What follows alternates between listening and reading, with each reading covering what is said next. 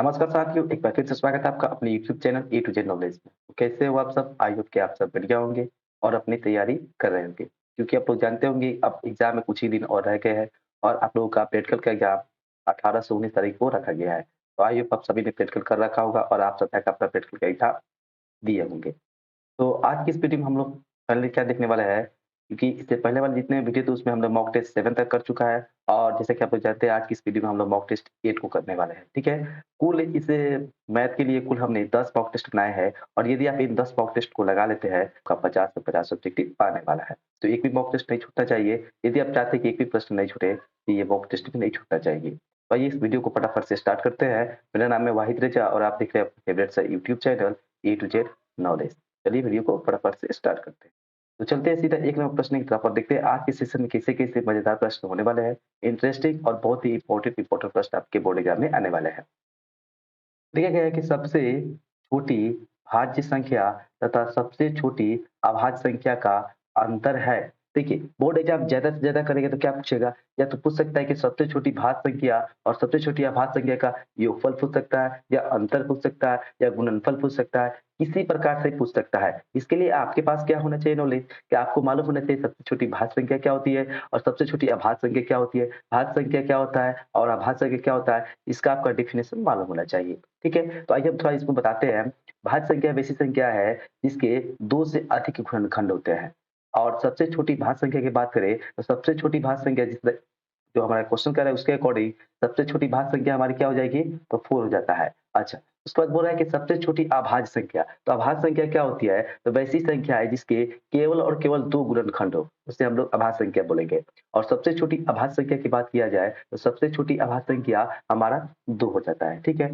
देखिए, यदि हमको ये दोनों मालूम है तब एग्ज़ामिनर हमको कुछ भी पूछ दे, हम आराम से निकाल सकते हैं। यदि इसका योगफल पूछे तो हम जोड़ देंगे, अंतर पूछ रहा है तो हम क्या करेंगे? घटा देंगे। यदि गुणनफल पूछा जाता तो गुणा करा देते, भागफल पूछा तो भाग कर देते, मशक कहता तो मसन निकालते, लसक कहता तो लसन निकालते। ज़रूरी यह है कि आपको यह मालूम होना चाहिए कि भाज्य क्या होता है, अभाज्य क्या होता है। अभी हम यहाँ पे क्वेश्चन में पूछा गया है कि अंतर कितना होगा? इसमें से आप घटा लीजिए, कितना आ जाएगा? 2 आ जाएगा। That is option number B. Option number B will be the right हो जाएगा। तो देखिए, एक-एक क्वेश्चन से कितने सारे प्रश्न बन रहे हैं, आप इससे अंदाजा लगा सकते हैं। तो आपका बोर्ड एग्जाम किसी तरह भी क्वेश्चन पूछे, आप यहाँ से इसका आंसर कर सकते हैं। नेक्स्ट क्वेश्चन की तरफ बढ़ते हैं और देखते हैं कैसा प्रश्न है। देखिए, ये प्रश्न बोर्ड एग्जाम में पूछे जा चुके हैं। लिखा गया है cos 0 degree, cos 1 degree, cos 2 degree, ये सभी हमारा इनटू में है और ये कहाँ तक गया हुआ है? cos 90 डिग्री तक गया है। आइए इसको हम थोड़ा लिख लेते हैं। cos 0 degree into cos 1 degree into cos 2 degree और इसी तरह ये इंटू में कहाँ तक गया है? तो हमारा cos 90 डिग्री तक गया है, ठीक है? तो कुछ बच्चे क्या होंगे इस तरह का प्रश्न देखकर घबरा जाएँगे क्योंकि वे सोचेंगे कि हम इसका मान रखेंगे तो इसका मान कैसे निकालें, फिर इसका मान कैसे निकालें, फिर उसको गुणा करना है। इतना सोचने की ज़रूरत नहीं है क्योंकि इस तरह के प्रश्न बहुत ही आसान होते हैं, केवल सोचने पर आपके निर्भर करता है। देखिए इस तरह के प्रश्न में एक क्लू आपको दिया गया रहता है, जिसको आपको ढूँढ कर निकालना होता है। यदि ये पूरा देखिए तो पूरा हमको क्या दिख रहा है? तो मल्टीप्लाई यानी कि गुणा में दिख रहा है और साथ ही साथ हम लोग जानते हैं यहाँ पे cos 90 डिग्री भी दिख रहा है। और आपको याद होना चाहिए कि cos 90 डिग्री का मान कितना होता है? तो sin 0 डिग्री के बराबर होता है और sin 0 डिग्री का मान होता है हमारा 0। अब आप ये बताइए चूँकि ये सभी गुणा में है और ये 0 यहाँ पे आ गया, तो 0 में हम किसी भी संख्या से गुणा करा दें, तो वे सभी क्या हो जाता है? 0 होता है। ये cos 90 डिग्री का जो मान है ना, इन सभी संख्याओं को क्या कर देगा? 0 से गुणा कराएगा, सबको 0 बना देगा। इसका राइट आंसर क्या हो जाएगा? 0 हो जाएगा। That is option number C. Okay? तो इस प्रकार से आप क्लू निकाल कर आंसर कर सकते हैं। देखिए इस क्वेश्चन में कोई भी जानता? कोई भी जानता नहीं था, एकदम आसान था, सिंपल था, केवल आपको सोचने की आवश्यकता थी। आई होप सभी ने समझा होगा। नेक्स्ट क्वेश्चन की तरफ देखते हैं क्या कहता है। नेक्स्ट क्वेश्चन देखते हैं क्या है आज का। एपी से प्रश्न है कि किसी एपी के 10वें एवं तीसरे पद का अंतर 28 है, तो उस एपी के 15वें एवं 8वें पद का अंतर बता दीजिए। बहुत ही अच्छा प्रश्न है। जो बात इसमें लिखा गया है उसको हम बाहर निकाल के लाएँगे। बोला गया है 10वां पद तो हम लिख लेते हैं, 10वां बोले तो 10वां का मतलब क्या होता है? A10। ओके, उसके बाद बोल रहा है तीसरा पद, हम तीसरा पद कैसे लिख लेंगे? A3। अब क्या कर रहा है? इनका अंतर दिया है, तो इनका अंतर कितना दिया है? 28, तो हम वही लिख दिए। वही चीज़ लिखे। अब A10 का मतलब क्या होता है? A plus 9D। उसी तरह A3 का मतलब क्या हुआ? A प्लस 2D और इतना का मान दिया है कितना? 28। अब देखिए ये हुआ हमारा A प्लस 9D और इधर माइनस A हो गया और माइनस इधर 2D हो गया। इधर हो गया हमारा 28। अब क्या करेंगे? इस A से इस A को काट दिए तो 9 गो D में से 2 गो D गया तो 7 गो D बराबर हमारा आ गया कितना? 28 आ गया। अब हम देख सकते हैं ये यहाँ से हम फाइनली डी का जब मान निकालेंगे, ये 7 से कटेगा 4 मरतबे 7 चौके 28 होता है। डी का मान कितना निकल के आ गया 4। इसको हम यहीं पे छोड़ेंगे, इसका जहाँ पे काम आएगा वहाँ पे यूज़ करेंगे। अब कह रहा है हमको क्या बोला गया है, उस लिपि का 15वाँ, तो सबसे पहले हम 15वाँ लिखेंगे, ये 15, ठीक है, ये 15 लिख दिए। उसके बाद बोल रहा है कि 8वाँ पद, तो हम लिखेंगे फिर ये 8वाँ। कह रहे हैं इसका अंतर बताइए कितना होगा? तो अंतर हम निकालेंगे, इसको तोड़ेंगे। ए 15 का मतलब होता है ए प्लस 14 डी, ओके, और ए 8 का मतलब होता है ए प्लस 7 डी, होता है कि नहीं? इतना ही रख लीजिए। अब क्या करेंगे हम, इस ए को हटा देंगे, उसी तरह 14 डी, तो ये माइनस से गुना हुआ था, माइनस है या माइनस में 7 डी। देख सकते हैं फिर यहाँ भी ये कट गया और 14 को डी में से 7 को डी गया, तो हमारा 7 डी आया। तो आप देखिए यहाँ पे 2 बात कर सकते हैं, या तो 7 रख लीजिए और डी का मान से गुना करा दीजिए, या थोड़ा-सा और आप दिमाग लगाना चाहेंगे, तब देख सकते हैं यहाँ भी 7 डी का मान 28 है और यहाँ भी 7 डी आ गया। इसका मतलब इसका भी मान कितना हो जाएगा? 28। तो जिस प्रकार से आप करिएगा उस प्रकार से इसका आंसर आने वाला है 28। That is option number A. I hope सभी ने समझा होगा। और इस तरह के प्रश्न ये देखिए, यदि आप मेरे पूरे वीडियो को देखे होंगे तो इस तरह के प्रश्न मैं बार-बार ला रहा हूँ, क्योंकि इस तरह के प्रश्न आप इतना रिवीजन कर लीजिए कि आपका बोर्ड एग्जाम आए तो छूटना नहीं चाहिए। आई होप सभी ने समझा। नेक्स्ट क्वेश्चन की तरफ बढ़ते हैं और देखते हैं नेक्स्ट क्वेश्चन क्या कहता है। नेक्स्ट क्वेश्चन ट्रिग्नोमेट्री से फिर है कि यदि 8 sin cube theta equal to 1 हो तो 2 tan 2 थीटा का मान बताइए। देखिए, आपको किसी भी प्रश्न को ज़्यादा उतावले होकर नहीं पढ़ना है, हड़बड़ा कर नहीं पढ़ देना है, कुछ भी गलती नहीं बना के चले आना है। एक-एक नंबर इम्पोर्टेंट है। 2 थीटा लिखा है तो सबसे पहले ये दिया हुआ है, ये आपको हेल्प करेगा। क्या करेगा? यहाँ पे लिखा है 8 sin cube theta equal to 1। आपको सोचना चाहिए कि ये 1 ही क्यों दिया है, ये 8 ही क्यों दिया है, इसमें कुछ राज तो नहीं छुपा हुआ है। हम देख सकते हैं यहाँ पे क्यू की दिया गया है, क्योंकि हम लोग जानते हैं कि जो 8 होता है ना, वो 2 का क्यू होता है और 1 होता है ना, वह 1 ही का क्यू होता है। इसलिए इसमें क्यों दिया है। तो इस प्रकार से आपके दिमाग में माइंड आना चाहिए। हम क्या कर सकते हैं, यहाँ से लिखेंगे हम sin cube theta equal to इधर 1 है और 8 गुना मतलब इधर का भागा हो जाएगा कि नहीं? एकदम हो जाएगा। ऐसे केवल हम sin थीटा का मान निकालेंगे, तो sin थीटा भैया अंडर रूट आ जाएगा, ओके। अंडर रूट यहाँ पे क्यों हो जाएगा, ये हो जाएगा 1/8। तो साइन थीटा का डायरेक्ट मान कितना आ जाएगा? क्योंकि 1 का घनमूल कितना 1 होता है और 8 का घनमूल 2 होता है, इतना हो गया। अब यहाँ से लिखेंगे हम साइन थीटा इक्वल टू, अब बताइए 1/2 साइन कितना का मान होता है? तो साइन 30 डिग्री का मान होता है। अब यहाँ से साइन की तुलना साइन से, तो थीटा कितना निकल के आया? 30 डिग्री। एकदम सिंपल। अब हमको माँगा क्या है? हमको बोल रहा है कि 2 tan 2 थीटा का मान बता दीजिए। तो वही हम रख देंगे 2 और tan हो गया हमारा 2 हो गया और थीटा की जगह पर हम 30 डिग्री रख देंगे। तो ये हमारा कितना बन जाएगा? 2 tan 60 डिग्री बन जाएगा। अब ये हुआ हमारा 2 और tan 60 डिग्री का मान होता है √3, यानी 2√3 हो जाएगा इसका right answer. That is option number D. I hope सभी ने समझा होगा और इस तरह से इसको आप हल कीजिएगा। नेक्स्ट क्वेश्चन की तरफ बढ़ते हैं और देखते हैं नेक्स्ट क्वेश्चन क्या कहता है। नेक्स्ट क्वेश्चन है आपका प्रोबेबिलिटी से है कि 2 सिक्के को एक साथ उछालने पर कम से कम एक हेड नहीं आने की प्रायिकता। देखिए, कुछ बच्चे तो इतना तेज में पढ़ेंगे कि आने की प्रायिकता निकाल देंगे, गलती मार देंगे। और आप रहिए के नाते एक ऐसा ऑप्शन उसमें छुपा होगा जो आपका आएगा आंसर उसमें मैच कर जाएगा और गलत भी हो जाएगा। पर उस तरह से उतावला नहीं होना है, आराम से पढ़ें। क्या बोला कि यहाँ पे गौर कीजिए, बोल रहा है कि नहीं होने की प्रायिकता, एक हेड नहीं आने की प्रायिकता। सबसे पहले आप हमको बताइए, यदि आप 2 पासे को उछालेंगे तो कितने को परिणाम आते हैं? 4 परिणाम आते हैं। और 4 कौन-कौन परिणाम आते हैं? या तो दोनों पे हेड आ जाता है, या दोनों पर टेल आ सकता है, या तो क्या हो सकता है, एक पर हेड आ सकता है और एक पर टेल आ सकता है, या सेम एक पर टेल आ सकता है, एक पर हेड आ सकता है। ये 4 ऐसे परिणाम हैं जो 2 सिक्कों को उछालेंगे तो आएगा। तो 4 परिणाम आ रहा है, इसका मतलब तो ये हो गया कि 4 नीचे होगा, क्योंकि टोटल परिणाम को हमेशा हम क्या करते हैं, नीचे रखते हैं। अब हम क्या बोल रहा है कि हेड नहीं आने की प्रायिकता, तो नहीं के पूछ रहा है तो सबसे पहले उसके आने की निकाल लीजिए। उसके बाद हम 1 से घटा के निकाल लेंगे। तो बोल रहा है कि एक हेड नहीं आने की, तो सबसे पहले हम निकालेंगे एक हेड आने की प्रायिकता, यानी कि पीएच, ठीक है? हेड आने की प्रायिकता हम निकालने जा रहे हैं, ध्यान दीजिए। एक हेड आने की प्रायिकता हम निकालेंगे, तो कैसे निकालेंगे? देखेंगे एक हेड कहाँ-कहाँ पे है। एक हेड यहाँ पे है, एक हेड यहाँ पे है और एक हेड यहाँ पे दिख रहा है। यानी कितने परिणाम, अनुकूल परिणाम कितने बन रहे हैं? तो 3।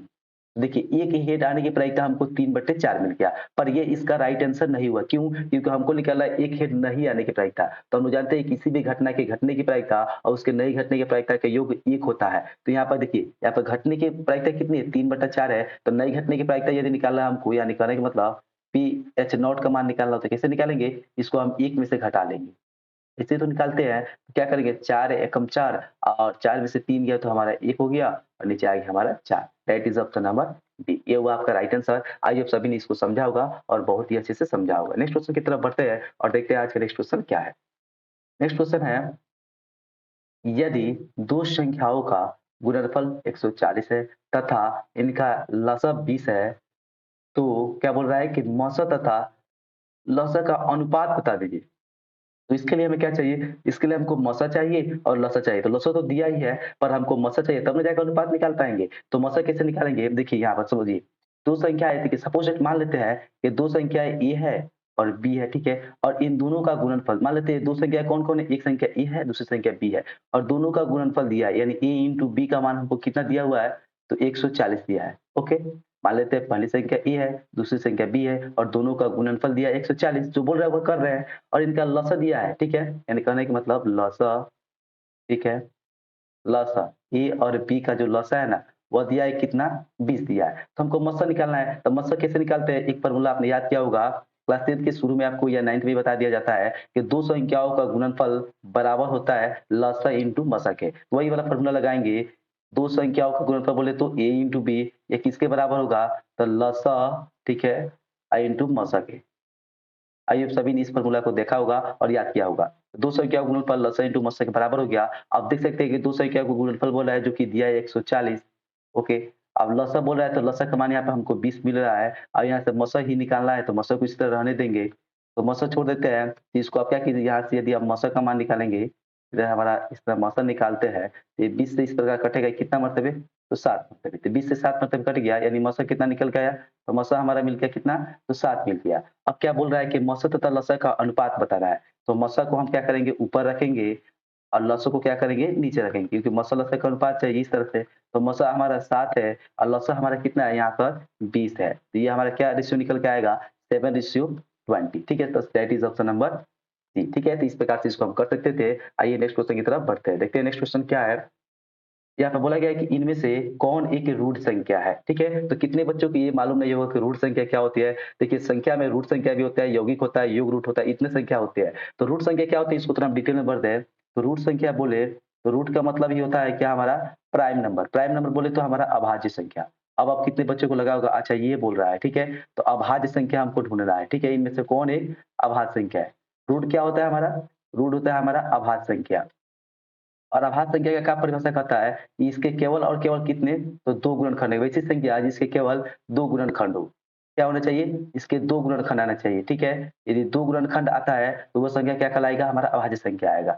हम क्या करते हैं सबसे पहले ऑप्शन से खेल के सीखते हैं। तो 119 को देखें तो 119 पर चेक कीजिए। 119 को हम देखेंगे कि हमारा 1 से भी कटेगा, 119 से भी कटेगा, साथ-साथ ये हमारा कितना से कटता है? तो 17 सत्ते 119 होता है, 7 से कटेगा और 17 से भी कटेगा। तो देख रहे हैं यहाँ पे 2 गुणनखंड चाहिए, ये हमारा 4 गुणनखंड आ गया, तो ये तो गलत हो गया। उसी तरह यदि हम 171 को चेक करेंगे, तो ये हमारा 1 से कटेगा, 171 से कटेगा और साथ-साथ हमारा कितना? तो 19 से भी कटता है, 19 नवा कितना होता है? 171 होता है। यानी इसके भी 4 गुणनखंड आ गए, ये भी गलत हो गया। यदि हम 87 को चेक करने चले, तो 87 हमारा 1 से कटता है, साथ-साथ हमको कितना 87 से भी कट जाएगा। उसके बाद या 3 से कटेगा, 29 से कटेगा, 29 क्या 87 होता है, तो इसके भी 4 गुणनखंड आ रहा है, ये भी हमको गलत हो जाएगा। तो 3 ऑप्शन कट गया तो सीधा-सी बात है इसका राइट आंसर ऑप्शन डी हो जाएगा। 317 एक ऐसी संख्या है जो हमारा क्या है जिसके केवल 2 गुणनखंड होंगे, यानी कि ये क्या है अभाज्य संख्या है और इसी को बोले तो ये क्या है तो रूट संख्या है। आइए आप सभी ने समझा होगा, इसके बाद यदि रूट संख्या एग्ज़ाम में आता है तो आपसे गलत नहीं होना चाहिए। नेक्स्ट क्वेश्चन की तरफ बढ़ते हैं, देखते हैं नेक्स्ट क्वेश्चन क्या कहता है। बोला गया है कि 4.37 पर बार है का सरलतम रूप बता दीजिए। तो बार वाले जितने भी प्रश्न होते हैं, इसके लिए हमने सेपरेट एक अलग से वीडियो बना रखा है, जिसमें अभी तक क्वेश्चन बैंक पे जितने भी बार वाले प्रश्न पूछे गए हैं, उन सभी को मेंशन किया गया है। ठीक है? बहुत ही अच्छा वीडियो है, एक बार जाके देख लीजिए, उसके बाद बार वाला एक भी प्रश्न आपसे गलत नहीं होगा। आइए इसको हल हम बता देते हैं। लिखा गया है 4.37 पर बार, ओके? यहाँ पे केवल 7 पर बार है। इसके बनाने का एक छोटा-सा नियम क्या होता है, तो सबसे पहले क्या करना पड़ता है, कि पूरी संख्या को लिखना पड़ता है। तो पूरा संख्या कितना है? 737 पॉइंट को सबको इग्नोर कीजिए और कितना है 437 को लिख दीजिए। इसमें से घटाना देखिए नियम क्या है, सबसे पहले पूरा लिख दीजिए, इसमें से घटाना क्या होता है, जितने संख्या पर बार नहीं होता है उसको घटाना पड़ता है। इसमें कितने 7 पे केवल बार है, यानी 43 पे बार नहीं है, तो इसमें से हमको 43 हटाना पड़ेगा। ये तो हुआ ऊपर का काम, नीचे क्या करना पड़ता है? देखिए ऊपर के काम के लिए पूरा करना पड़ता है, पूरा में से कर लिया हमने। नीचे के काम के लिए दशमलव को इधर करना पड़ता है, जो दशमलव को इधर दिखता है ना, इसी में से हमको क्या करना है, नीचे का काम करना है। अब इसमें क्या करना होता है, जितने संख्या पर बार होता है, ध्यान से सुनिए, जितनी संख्या पर बार होता है, उतना 9 लिखते हैं। तो एक संख्या पर बार है तो एक 9 लिखेंगे। अच्छा, दशमलव के बाद की बात चल रही है, जितनी संख्या पर बार है, उतना 9 लिखेंगे, तो एक संख्या पर बार तो एक 9 और जितने संख्या पर बार नहीं है, उतना 0 लिखेंगे। एक संख्या पर बार नहीं है तो एक जीरो लिख देंगे। बस यही तो इसका कैलकुलेशन कीजिए, इसका आंसर आएगा। 437 में से 43 को घटा लीजिए तो हमारा ये हो जाएगा 7 में से 3 गया तो 4 हो जाएगा और हमारा 3 में से 4 नहीं घटा तो 13 में से 4 गया तो 9 हो गया और ये हमारा 394 बट नीचे कितना आया 90 आया। तो देख सकते हैं ऑप्शन में कहीं मैच नहीं करे, आप बोलिए गुरुजी ये क्या हो गया? आइए इसको हम बताते हैं क्या है। इसका आधा कर लीजिए क्योंकि इसको हम 2 से काट रहे हैं। तब तो इसको 2 से काटेंगे तो 2 एकम 2, इसमें 1 बचा तो 19 2 9 18, इसलिए ये हो गया 2 सत्ते 14। इसको 2 से काटेंगे तो ये हो जाएगा हमारा 45। तो 147 बटा सॉरी 197 बटा 45 का राइट आंसर हो जाएगा, that is option number B.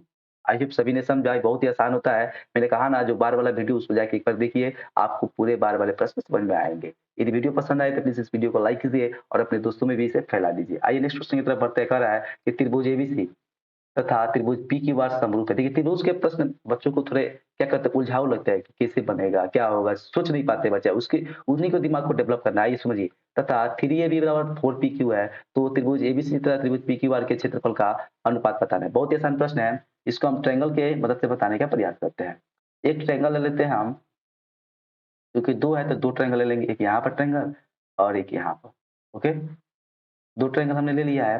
क्या करते हैं दोनों का नामकरण करते हैं, इसको ए, इसको बी, इसको सी और एक क्या है पी और एक क्या है क्यू और एक आर। 2 ट्रायंगल ले लिया। क्या बोला गया है कि इन दोनों ट्रायंगल क्या है समरूप है। यहाँ पे देखिए दोनों क्या है तो समरूप है, एकदम समरूप कर दिया। अब हम लोग समरूप का कुछ नियम मालूम होना चाहिए, जब ये 2 ट्रायंगल समरूप होगा तो इनकी भुजाएँ आपस में क्या होगी समानुपाती होगी। ये आपको मालूम होना चाहिए, इनकी भुजाएँ जो होगी आपस में समानुपाती होगी, यानी एबी बटे पीक्यू का मान बीसी बटे क्यूआर के बराबर होगा और बीसी बटे क्यूआर का मान एसी बटे पीआर के बराबर होगा। ये समानुपाती का नियम हो गया, ठीक है। अब हमको क्या दे दिया गया है, हमको दे दिया गया है 3ab इक्वल टू 4pq, ठीक है। ये क्यों दिया गया है? क्यों दिया गया है? क्योंकि इसी से सब होने वाला है। क्या करेंगे हम यहाँ पर AB को इधर रहने देते हैं और PQ गुना में इधर लाके इसको भागा करते हैं। हो गया। अच्छा इधर क्या किए, इधर 4 है और 3 इधर गुना में तो इसको भागा कर दिए। तो AB बटे PQ का मान कितना आ गया 4 बटे 3। हमको निकालना क्या है? ABC के क्षेत्रफल और PQR के क्षेत्रफल का अनुपात निकालना है, ठीक है। यानी कहने का मतलब कि एरिया ऑफ त्रिभुज ABC, ओके, अनुपात का मतलब बटा ही होता है। उसी तरह एरिया ऑफ त्रिभुज पीक्यूआर, ये हो गया। इन्हीं का अनुपात बताना है, यानी बाटा का मान निकालना है। हम जानते हैं कि दो त्रिभुज समरूप हो तो उनके क्षेत्रफलों का अनुपात उनके संगत भुजाओं के वर्गों के अनुपात के बराबर होता है। इनके संगत भुजा यही तो दिया है, ए बी और पी क्यू, इन्हीं के वर्ग के अनुपात के बराबर हो जाएगा। यानी 4 का अनुपात सॉरी 4 का स्क्वायर हो जाएगा और इधर क्या हो जाएगा 3 का स्क्वायर हो जाएगा। ओके, देखिए दो दो समरूप त्रिभुज के क्षेत्रफल का अनुपात उनके संगत भुजाओं के वर्गों के अनुपात के बराबर होता है, तो वही वर्ग के अनुपात के बराबर कर दिया। तो 4 का स्क्वायर 16 और 3 का स्क्वायर 9 हो गया, that is 16:9। That is option number B. I hope सभी ने समझा, बहुत ही आसान प्रश्न था, केवल समझना था। आइए नेक्स्ट क्वेश्चन की तरफ बढ़ते हैं और देखते हैं नेक्स्ट क्वेश्चन क्या कहता है। नेक्स्ट क्वेश्चन है कि किसी वृत्त की परिधि तथा क्षेत्रफल आपस में बराबर हो तो उसकी त्रिज्या तथा व्यास का गुणनफल बताइए। बहुत ही स्टैंडर्ड और वीवीआई प्रश्न है। क्या बोला गया है? जो बोला गया उसको लिखते हैं। देखिए हम जानते हैं कि वृत्त की परिधि होती है 2 पाई आर और वृत्त का क्षेत्रफल होता है पाई आर स्क्वायर। अब बोल रहा है कि वृत्त की जो परिधि है ना वो वृत्त के क्षेत्रफल के बराबर है। तो वृत्त की परिधि यानी कि 2 पाई आर का मान किसके बराबर है? तो वृत्त के क्षेत्रफल यानी कि पाई आर स्क्वायर के बराबर है। तो वही हमने कर दिया। यहाँ से क्या निष्कर्ष निकलेगा? पाई से यदि पाई कट गया और एक आर से एक आर भी गया तो इधर हमारा बच गया आर, इधर बच गया हमारा 2, यानी त्रिज्या का मान हमने 2 निकाल दिया। अब देखिए जैसे त्रिज्या का मान 2 निकाला, अब हमको जो पूछेगा उसके अनुसार करेंगे। यदि पूछा जाता है वृत्त का क्षेत्रफल बता देते तो हम वृत्त का क्षेत्रफल निकाल लेते यहाँ से पाई आर स्क्वायर करके। यदि पूछता है कि वृत्त की परिधि बताइए, यहाँ से वृत्त की परिधि निकाल लेते। यदि पूछता कि वृत्त की त्रिज्या बताइए तो त्रिज्या तो निकल ही गया है। पूछा है कि त्रिज्या और व्यास का गुणनफल बताइए, तो त्रिज्या तो दिया है पर व्यास नहीं मालूम है, तो डी निकाल लीजिए। व्यास डी क्या होता है 2r होता है कि नहीं? 2 कर लीजिए और r का मान 2 दिया है बराबर 4 हो जाएगा। ये हमारा त्रिज्या आ गया 2 और व्यास आ गया 4। पूछ रहा है कि त्रिज्या और व्यास का गुणनफल बताइए। अब देखिए चूंकि त्रिज्या मालूम हो गया गुणनफल मालूम हो गया तो क्यों ना आप प्रश्न ज्यादा देखिए, ज्यादा प्रश्न घुमाएगा तो क्या कहेगा, पूछेगा कि त्रिज्या व्यास का योगफल बता दीजिए या त्रिज्या और व्यास का अंतर बता दीजिए या त्रिज्या और व्यास का गुणनफल बता दीजिए। तो बहुत सारे प्रश्न यहाँ से बन सकते हैं। तो कोई भी प्रश्न आए आप आइए क्या कर रहा है कि त्रिज्या और व्यास का गुणनफल, यानी त्रिज्या और व्यास का गुणनफल बोल रहा है। त्रिज्या का मान 2 हो गया और व्यास का मान 4 हो गया, इनका गुणनफल आ गया 4 दूनी के 8। That is option number D. तो इस तरह के प्रश्न आपसे छूटने नहीं चाहिए। देखिए हालांकि थोड़ा प्रश्न घुमाऊ है पर कितना आसान है देख सकते हैं, नहीं बहुत ही आसान है। आइए सभी ने समझा है, नेक्स्ट क्वेश्चन की तरफ बढ़ते हैं। नेक्स्ट क्वेश्चन क्या कहता है कि यदि सूर्य का उन्नयन कोण 60 डिग्री हो तब 30 मीटर लंबी छाया बनाने वाली उदग्र मीनार की ऊँचाई बताइए। बहुत ही अच्छा प्रश्न है, आइए इसको हम क्या करते हैं फिर एक मीनार बनाकर समझाते हैं। कहने का मतलब ये मीनार ओके, मीनार खड़ा होगा और इसकी जो छाया बनेगी वो कैसे बनेगी? तो ज़मीन पर बनेगी इधर, बनेगी कि नहीं? एकदम बनेगी इस प्रकार से और ये इस प्रकार से इसकी छाया बनेगी। तो कह रहा है कि जो सूर्य का उन्नयन कोण है वो भी दे रखा है। अच्छा पहले हम चित्र बना लिए। हाइट एंड डिस्टेंस के जितने भी प्रश्न हैं उनको चित्र के बनाइएगा तो ज़्यादा बेहतर होगा। क्या कह रहा है कि सूर्य का उन्नयन कोण दिया है कितना 60 डिग्री दैट इज़ यहाँ पर कितना दिया है एंगल 60 डिग्री। क्या बोल रहा है कि 30 मीटर लंबी छाया बनाने वाली, तो ये हमारा मीनार तो इसकी छाया क्या यानी यह दिया है 30 मीटर। कह रहा है कि 30 मीटर लंबी छाया बनाने उदग्र मीनार की ऊँचाई बताइए, ऊँचाई, ऊँचाई ये बोल रहा है यह। इसका मान हमको निकालना है तो मान लेते हैं ऊँचाई हमारा h है, क्योंकि मालूम नहीं तो इसको हम h मान के चलते हैं। अब देखिए क्योंकि ये हमारा लंब हुआ और ये आधार हुआ, हमको लंब निकालना है तो लंब आधार में रिलेशन tan देता है, तो डायरेक्ट हम tan का फॉर्मूला लगाएँगे। लिखेंगे tan थीटा इक्वल टू क्या होता है? तो हमारा होता है लंब बटे आधार, तो लंब हमारा h है और आधार हमारा कितना है? 30 है। ओके, अब यहाँ से हम tan रहने देते हैं और थीटा का मान भी दे रखा है कितना 60 डिग्री लगा लेते हैं, बराबर हो जाएगा हमारा h बटे 30। ओके, यहाँ से क्या करते हैं tan 60 डिग्री का मान होता है हमारा √3 बराबर इधर हो गया h बटे 30 होगा कि नहीं? यहाँ से हम यदि इसके नीचे 1 मान लेते हैं और तिरछा गुना कर देते h में 1 से गुना हुआ तो हो गया h और 30 में √3 से गुना हुआ तो यह हुआ 30 √3 क्योंकि सब मीटर में है, तो इसका भी आंसर मीटर में आएगा। यानी उदग्र मीनार की ऊंचाई कितनी हो जाएगी? 30 √3 metre. That is option number ए।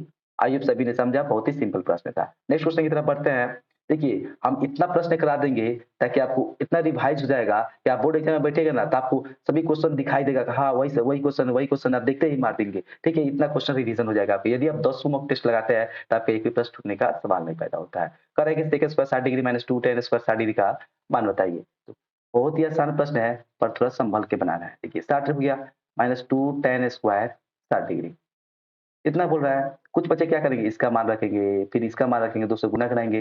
पर मैं बोलूँ यदि आपको देखिए त्रिकोणमिति के जितने भी क्वेश्चन बनाने हैं आपको और चाहते हैं कि जितना जल्दी में बना लें तो उसके लिए आपको फॉर्मूले आने चाहिए। इसको हम क्या कर सकते हैं देखिए, इसको थोड़ा हम तोड़ते हैं। ये हुआ sec स्क्वायर 60 डिग्री, हालाँकि आप मान रख के बनाएँगे तो आंसर आ जाएगा। और इसको हम देखिए ये जो 2 tan स्क्वायर है इसको हम 2 जगह लिख सकते हैं। tan स्क्वायर 60 डिग्री और फिर माइनस में tan स्क्वायर 60 डिग्री। बोलिए तो कोई दिक्कत नहीं होनी चाहिए क्योंकि 2 गो tan स्क्वायर थीटा है तो इसको 2 भाग में तोड़िए, एगो tan स्क्वायर एगो tan फिर मिलकर 2 हो जाएगा, कोई दिक्कत नहीं। अब हम जानते हैं एक फ़ॉर्मूला आपने याद किया होगा कि sec square theta minus tan square theta बराबर 1 होता है। तो वही तो है, यहाँ भी थीटा है, यहाँ भी थीटा है। sec square theta minus tan square theta बराबर 1, ये हमारा 1 हो गया, इतना का मान 1 हो गया और माइनस में इधर क्या बचा है tan स्क्वायर 60 डिग्री। अब देखिए यहाँ पर हमको इतना मान याद करने की जरूरत नहीं, केवल 60 चाहिए tan का मान। 1 हो गया और tan 60 डिग्री का मान कितना होता है? tan 60 डिग्री का मान होता है √3 और √3 का स्क्वायर भी करना है, तो स्क्वायर कर दिए, ये हो गया 1 और माइनस 3 का स्क्वायर 3 हो गया, 1 में से 3 गया तो ये हो गया हमारा -2 दैट इज़ ऑप्शन नंबर जी। हालाँकि आप मान रखते तो थोड़ा क्या होता, थोड़ा टाइम लगता, पर इस तरह क्या हुआ थोड़ा आसान हो गया और थोड़ा जल्दी में बन गया। आइए नेक्स्ट क्वेश्चन की तरफ बढ़ते हैं, देखते हैं नेक्स्ट क्वेश्चन क्या कहता है। नेक्स्ट क्वेश्चन देखते हैं क्या है, बहुत ही लंबा-चौड़ा प्रश्न है पर इसमें कुछ भी जानकर नहीं है। एक तार वृत्त के रूप में है, कोई तार है जो वृत्त के रूप में है तथा इसका क्षेत्रफल 154 सेंटीमीटर स्क्वायर है। तो कोई भी तार है वृत्त के रूप में है और उसका क्षेत्रफल दिया है यानी वृत्त का क्षेत्रफल दिया है, तो वृत्त का क्षेत्रफल बोले तो पाई r स्क्वायर का मान दिया है कितना 154 154 दिया है सेंटीमीटर को भी इग्नोर करते हैं, हम अंत में लगा लेंगे। तो यहाँ से हम क्या हमको माइंड में आना चाहिए कि हम r का मान निकाल सकते हैं। तो पाई का मान रख लीजिए 22/7 और r गुने में r स्क्वायर बराबर 154 ओके, 154 हो गया। अब देखिए इसको कट रहा है तो ये 22 ये 7 मरते हुए कटेगा। ओके, तो r स्क्वायर का जब मान निकालने चलिएगा, इधर 7 है और ये 7 भागा में इधर आके गुना में 7। तो केवल r का जब मान निकालेंगे तो ये अंडर रूट क्या हो जाएगा 7 गुने 7। एक साथ बाहर आ जाएगा, यानी कहने का मतलब जो त्रिज्या का मान हमारा आया ना वो कितना आ गया 7 आ गया, 7 आ गया। अब आगे पढ़ते हैं क्वेश्चन क्या करेगा, केवल इतनी बात से हमने इतना निकाल लिया। क्या कह रहा है, जब इस तार को वर्ग के रूप में मोड़ा जाता है तो कोई भी आकृति है, मान लीजिए पहले आकृति वृत्त के रूप में थी, अब इसको हम मोड़ के क्या बना रहे हैं वर्ग बना रहे हैं।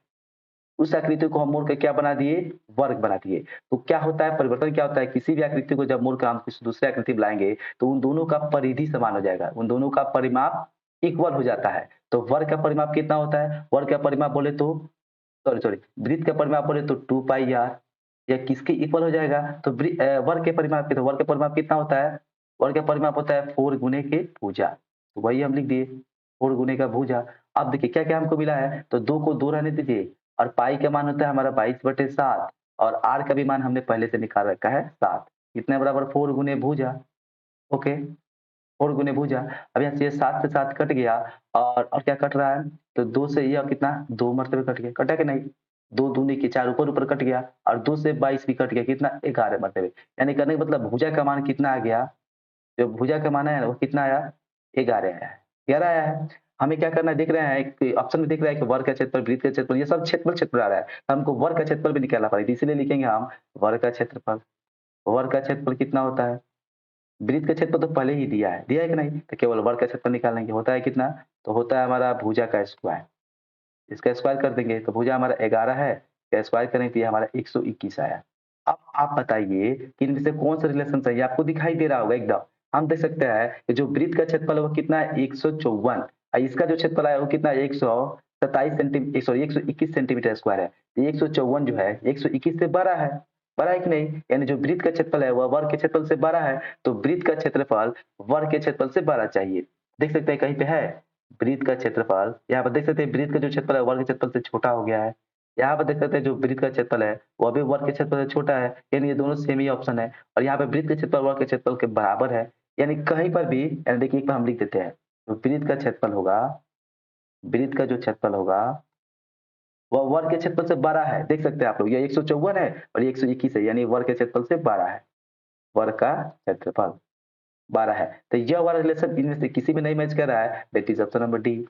तो इनमें से कोई भी हो सकता है, इसलिए आप जल्दबाजी नहीं कीजिएगा, गलती नहीं कीजिएगा। आइए नेक्स्ट क्वेश्चन की तरफ बढ़ते हैं। यदि ये प्रश्न समझ में नहीं आया है, एक बार ज़रूर देखिएगा, एक बार और समझ में आ जाएगा। नेक्स्ट क्वेश्चन की तरफ बढ़ते हैं। क्या कहता है trigonometry? sin square 30 degree plus 9 sec square 60 degree minus 9 tan square 60 degree का मान बताइए। ठीक है? ये थोड़ा आगे चला गया, इसको पीछे करते हैं। पीछे क्वेश्चन क्या था? थोड़ा धीरे काम कर रहा है, पर आप धैर्य रखिए। इस प्रकार से प्रश्न है, इसका मान निकालना है। तो अब बताइए, यह हमारा sin स्क्वायर 30 sin क्यों 30 लिखा गया है? sin क्यों 30 है? कोई कोई बात नहीं है। प्लस में 9 sec स्क्वायर 60 डिग्री माइनस में 9 tan स्क्वायर 60 डिग्री। फिर जैसे ही आपने इतना देखा तो एक आपको माइंड में क्लिक करना चाहिए कि हाँ, यहाँ पे एक फ़ॉर्मूला होता है। क्या फ़ॉर्मूला होता है? उसके साथ-साथ हम क्या करेंगे, यहाँ पे देखेंगे कि sin 30 डिग्री का मान कितना होता है? तो 1/2 होता है। ओके, 1/2 और इसका क्यूब है तो आप क्यूब करेंगे। प्लस हम यहाँ पे क्या कर सकते हैं, यहाँ पे 9 कॉमन लेंगे तो इधर हो गया हमारा sec स्क्वायर थीटा और यहाँ पे ये हो गया हमारा माइनस में tan स्क्वायर। और अच्छा एक गलती क्या हो रहा है कि थीटा नहीं है, यहाँ थीटा की जगह पर 60 दिया है। यानी कहने का मतलब sec स्क्वायर 60 डिग्री माइनस में tan स्क्वायर 60 डिग्री। तो कितना हुआ? अच्छा, इसका 1 का क्यूब 1 का 2 का क्यूब 8 हो गया इतना। प्लस ये हुआ हमारा 9। अच्छा, sec स्क्वायर 60 डिग्री है माइनस tan स्क्वायर 60 डिग्री से क्या मतलब है हमारा? ये थीटा जो है ना, ये दोनों में सेम है। यानी sec square theta minus tan square theta that is 1। ये हो जाएगा हमारा 9 गुने 1। तो आप देख सकते हैं ये हो गया हमारा 1/8 प्लस में 9 में कम 9 हो गया। इसका एलसीएम कीजिए तो 9/72 में 1 जोड़िए तो 73 और बट्टे कितना हो जाएगा? 8 हो जाएगा। That is option number B. I hope ये तो आसान था। चलिए नेक्स्ट क्वेश्चन की तरफ बढ़ते हैं, देखते हैं क्या होगा। नेक्स्ट क्वेश्चन आपका क्या है? तो नेक्स्ट क्वेश्चन आपका स्टैटिस्टिक्स से था। हाँ, यहाँ पे आ गया है कि यदि बहुलक वर्ग 30 से 40 है, तो एल का मान बता दीजिए। ठीक है? तो आप बताइए, एक बहुलक निकालने का फ़ॉर्मूला होता है। बहुलक बहुलक निकालने का एक फ़ॉर्मूला होता है जिसको हम यहाँ पे लिख रहे हैं। इसको आप नोट कीजिएगा, ठीक है? ये होता है एल प्लस में होता है कितना? तो F1 माइनस F0 और बटा में होता है 2F1 माइनस F0 और माइनस में होता है F2। एक लास्ट में होता है इंटू में एच, यानी कि इसके जो इस जो अंतराल के हाइट है वह होता है। वही पूछ रहा है, जो ये एल है ना, ये जो एल है, इसको हम लोग जो एल है ना, यदि बहुलक वर्ग मालूम हो तो इस एल का मान क्या हो जाता है? तो बहुलक वर्ग दिया है, बहुलक वर्ग तो हमको दिया है, बहुलक वर्ग ये दे रहा है, बहुलक वर्ग तो ये तो पहले से ही दिया है। कितना दिया है? 30 से 40 दिया है, सॉरी 30 से 40 दिया है। बहुलक वर्ग कितना दिया है? 30 से 40। देखिए इस प्रकार के प्रश्न आपके पूछे जा सकते हैं। तो एल क्या होता है? एल आपको मालूम चाहिए। जो एल होता है ना वह बहुलक वर्ग की निम्न सीमा होती है। तो बहुलक वर्ग की निम्न सीमा क्या है? 30 है। यानी इसका आंसर क्या हो जाएगा? 30 हो जाएगा। दैट इज ऑप्शन नंबर ए। कितना आसान था, सिंपल सा था प्रश्न, पर इसको आप याद रखना चाहिए। नेक्स्ट क्वेश्चन की तरफ बढ़ते हैं, देखते हैं नेक्स्ट क्वेश्चन क्या कहता है। नेक्स्ट क्वेश्चन इस तरह से 20, 40, 50, 30, 10 का माध्यिका निकालिए। तो माध्यिका निकालने के लिए सबसे इंपॉर्टेंट बात क्या होती है कि आंकड़ों को आरोही या अवरोही क्रम में सजाना होता है। तो आइए सजा लेते हैं। इनको यदि हम आरोही क्रम में सजाए, सबसे पहले छोट वाला 10, उसके बाद 20, अब हमारा 30 है, अब हमारा 40 है, उसके बाद हमारा 50 है। इससे हम आरोही अवरोही में सजा लेते हैं, तो दूसरा हमारा काम क्या होता है कि दोनों तरफ से छाँटना शुरू करेंगे। यदि इधर से 1 छाँटे, इधर से 1 छाँटेंगे, फिर इधर से 2 छाँट दिए, तो 2 छाँटेंगे। यदि यहाँ से इधर छाँट दिए, यदि यहाँ से यहाँ छाँट दिए, तो बीच में केवल 30 बचा। तो यही जो बच जाता है ना, वही माध्यिका हो जाता है। आप कहिएगा, आप यदि इस बीच में 2 बच के रहता तो क्या करते? तो इन दोनों को जोड़कर 2 से भाग कर देते तो हमारा माध्यिका निकल जाता। पर केवल यहाँ पे 30 था, इसलिए इसका आंसर 30 होगा। नेक्स्ट क्वेश्चन की तरफ बढ़ते हैं और देखते हैं नेक्स्ट क्वेश्चन क्या कहता है। नेक्स्ट क्वेश्चन आपके स्क्रीन पर। ए त्रिज्या वाले वृत्त की परिधि बता दीजिए। देखिए, जो वृत्त के त्रिज्या है ना r, वृत्त की त्रिज्या बोले तो r, इसका मान दिया है a। अब r किस में बदल गया है? a में बदल गया है। तो वृत्त की परिधि क्या होती है? वृत्त की परिधि होती है 2 पाई r। ये r होगा, a से विस्थापित हो जाएगा, यानी 2 पाई r के जगह पे ये हो जाएगा। तो वृत्त की परिधि हमारा ये बन जाएगा 2 पाई ये। That is option number B. तो इस तरह की प्रश्न में आए तो आपको छूटना नहीं चाहिए। नेक्स्ट क्वेश्चन की तरफ बढ़ते हैं और देखते हैं नेक्स्ट क्वेश्चन क्या कहता है। नेक्स्ट क्वेश्चन है द्विघात समीकरण के द्विघात समीकरण 2x² - 5x + 3 = 0 के लिए अल्फा माइनस बीटा का मान बताइए। इस तरह के प्रश्न बार-बार बता रहा हूँ क्योंकि इस तरह के प्रश्न पूछे जा सकते हैं। देखिए क्या हमको इक्वेशन दिया गया है 2x² माइनस में 5x और प्लस में 3 = 0, ठीक है? तो हमको निकालना है alpha minus beta, alpha plus beta नहीं, अल्फा माइनस बीटा। तो अल्फा माइनस बीटा निकालने के लिए सबसे पहले हमको अल्फा प्लस बीटा मालूम होना चाहिए। कहिएगा ये क्यों निकाल रहे हैं? तो बाद में मालूम चलेगा। तो अल्फा प्लस बीटा यानी मूलों का योग बताइए कितना होगा? माइनस b बटे a। ये हमारा माइनस b की जगह -5 बटे a हमारा कितना है? ये हमारा 2 है। ये हो जाएगा 5 बटे 2। अच्छा, इसके लिए बाद हमको अल्फा इंटू बीटा बता दीजिए। तो ये बोलिएगा गुरुजी क्या होता है? तो c बटे a होता है। ये हमारा 3 है और ये हमारा 2 है। इसका आंसर हो जाएगा 3 बटे 2। ओके? अब हमको निकालना है अल्फा माइनस बीटा। तो अल्फा माइनस बीटा निकालने का एक फ़ॉर्मूला हमने आपको बता रखा है। यदि आपने ज्योमेट्री अलजेब्रा पढ़ रखा है तो इसमें ये फ़ॉर्मूला मिलता है। ये क्या होता है? तो ये अल्फा इंटू बीटा, यानी इसको a मानिए, इसको b मानिए, तो a माइनस b निकालने का फ़ॉर्मूला होता है a प्लस b का होल स्क्वायर और माइनस में 4ab, इतना फ़ॉर्मूला होता है। वही रख दिया हम, वही फ़ॉर्मूला लगा देते हैं। तो a प्लस b यानी अल्फा प्लस बीटा का होल स्क्वायर, यानी कहने का मतलब 5/2 का होल स्क्वायर और माइनस में 4 गुने इतना अल्फा इंटू बीटा का मान 3/2 हो गया। अब यहाँ से हम यदि इसको करें, ये हो जाएगा 5 25 बटे 2 दूनी के 4, माइनस इसको काट दें तो ये 2 मरतबे कटेगा और 2 तिया के 6 हो जाएगा। अब इसको हम थोड़ा आगे बढ़ाएँ तो ये हो जाएगा 25, इसका लघुत्तम लेते 6 छक 24 हो गया और बटे नीचे हो गया 4। ओके, इसको हम थोड़ा आगे करें तो 25 में से 24 को तो 1 बटे 4। यदि हम इसका वर्गमूल निकालें तो ये हो जाएगा 1 का वर्गमूल 1 और 4 का वर्गमूल 2। That is option number A. Option number A will be the right हो जाएगा। आई होप सभी ने समझा होगा और इस तरह के प्रश्नों को आप आते ही धुआँ-धुआँ कर दीजिएगा। नेक्स्ट क्वेश्चन की तरफ बढ़ते हैं, देखते हैं नेक्स्ट क्वेश्चन क्या कहता है। नेक्स्ट क्वेश्चन है आपकी स्क्रीन पर कि बिंदु -x -y का मूल बिंदु से दूरी क्या हो जाएगी? हमने आपको बता रहा है क्या है कि किसी भी बिंदु का कोई भी बिंदु बोल दे, कोई भी बिंदु यदि पूछे कि मूल बिंदु से उसकी दूरी दूरी क्या हो जाएगी? उसके लिए हमने आपको एक फ़ॉर्मूला बता रखा है, रूट अंडर x का स्क्वायर कर दीजिए और प्लस y का स्क्वायर कर दीजिए, यही तो करना होता है। तो वही हम कर देते हैं। x का स्क्वायर बोल रहा है तो x की जगह पे यहाँ पर माइनस x दे दिया है, तो हम केवल माइनस x का स्क्वायर कर देंगे और प्लस y का स्क्वायर बोल रहा है तो y की जगह पे यहाँ पर माइनस y दे दिया है, तो इसका स्क्वायर कर देंगे। जो इसका कैलकुलेशन आएगा वही इसका आंसर हो जाएगा। तो माइनस x का स्क्वायर हो जाएगा प्लस x स्क्वायर और फिर माइनस y का स्क्वायर हो जाएगा प्लस y स्क्वायर। यही इसका राइट आंसर हो जाएगा। That is option number B. Option number B will be the right हो जाएगा। तो आज के सेशन में केवल इतने ही प्रश्न थे। आई होप ये जितने भी प्रश्न थे, वे सभी आपको बहुत ही अच्छे, बहुत ही इंटरेस्टिंग लगे होंगे। और मैं एक बात बता दूँ, जितने भी प्रश्न हमने मॉक टेस्ट में करा रखे हैं, वे सभी आपके वीवीआई और मोस्ट इम्पोर्टेंट एमसीक्यूज़ होने वाले हैं। क्योंकि बोर्ड एग्ज़ाम में इससे बाहर तो क्वेश्चन पूछेगा नहीं। हाँ, यदि संख्या बदल रही है, 2 की जगह पे 3, 3 की जगह पे 4 कर सकता है, पर जो पूछने का तरीका है इसी में से रहने वाला है। यदि आप इतना क्लियर कर लिए हैं, तो बेफिक्र होकर आप बोर्ड एग्ज़ाम में जा सकते हैं। और सब्जेक्टिव की बात करें, तो सब्जेक्टिव के लिए हमने बहुत सी वीडियो अपने चैनल पर अपलोड कर रखे हैं। वहाँ से जाकर आप सब्जेक्टिव की तैयारी कर सकते हैं। और भी सब्जेक्ट की तैयारी चाहते हैं, तो प्लीज़ कमेंट में बताइएगा कि आपको किस सब्जेक्ट के वीडियो चाहिए, उस सब्जेक्ट पर रिलेटेड हम लोग आपके लिए वीडियो बना देंगे। आई होप आपने बात को समझा होगा। यदि वीडियो ये पसंद आई तो प्लीज़ इस वीडियो को एक बार लाइक ठोक दीजिए, एक बड़ा-सा अंगूठा इस पर टिक दीजिए ताकि हम मोटिवेट हो जाएँ और जान जाएँ कि आप हमारे वीडियो को पसंद करते हैं। यदि वीडियो पसंद आए तो प्लीज़ कमेंट में बताइए आपको वीडियो कैसी लगी है। और यदि आप इस चैनल पर नए हैं तो चैनल को सब्सक्राइब ज़रूर कीजिएगा। मिलते हैं किसी इंटरेस्टिंग वीडियो के साथ, तब तक के लिए बाय-बाय।